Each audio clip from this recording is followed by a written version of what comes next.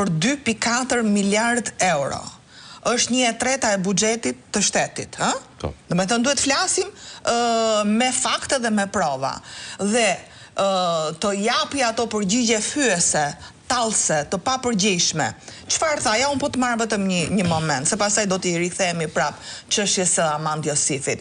Tha në një moment që patronazhistët janë një problem jashtë ligjit, jashtë ligjor, dhe ne merremi vetëm me problemet ligjore.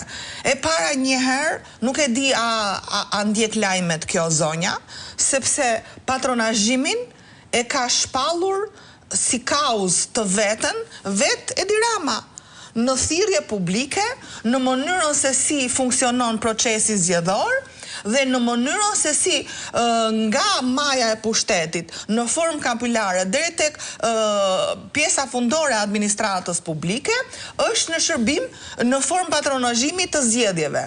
Ndërkohë, ne këtë i kërkuam kush është roli yt mbikëqyrës, pra nëpërmjet deputetëve tanë, në këtë skem patronazhimi për sa kohë që janë po këta njerëz të shërbimit civil që bëjnë dhe patronazhimin. E bëjnë mbi të gjitha me parat publike, e bëjnë me strukturat publike dhe e bëjnë në orar të punës. Pra, kjo ishte thelbësore për ta parë. Edhe paguhen me fonde publike. Patjetër, pra, me parat publike.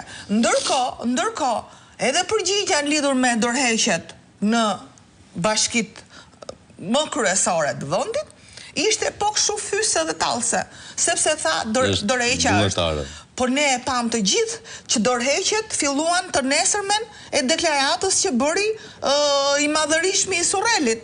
Kështu që ne nuk mund të bëjmë barazin midis asaj që thot ligji, sepse ne në ligj me të vërtetë i kemi të shkruara mirë e bukur. Problemi është që ti si kryetare ose si komisionere e mbikëqyrjes së shërbimit civil, çfarë hapash ke evidentuar, sepse nuk është puna jote vetëm problemi që u shkarkua dikush nga puna, dhe si do ta zgjidhim. E pat pasaj edhe për atë çështjen tjetër në raport me KLP-n, KLG-n dhe ILD-n.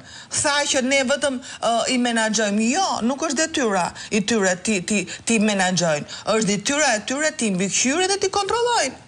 Kush janë momentet dhe situatat se si KLP-ja dhe KLG-ja, po edhe ILD-ja, sillen në raport me shërbimin civil. Sepse këtë detyr ka. Pra, nëse një komisionere thot, kjo nuk është e imja, kjo nuk është e imja, kjo nuk është e imja, atëherë, për çfarë je komisionere e shërbimit civil? Absolutisht. Ndërkohë, zoti Dëgjani, çfarë pyetjesh nuk u bën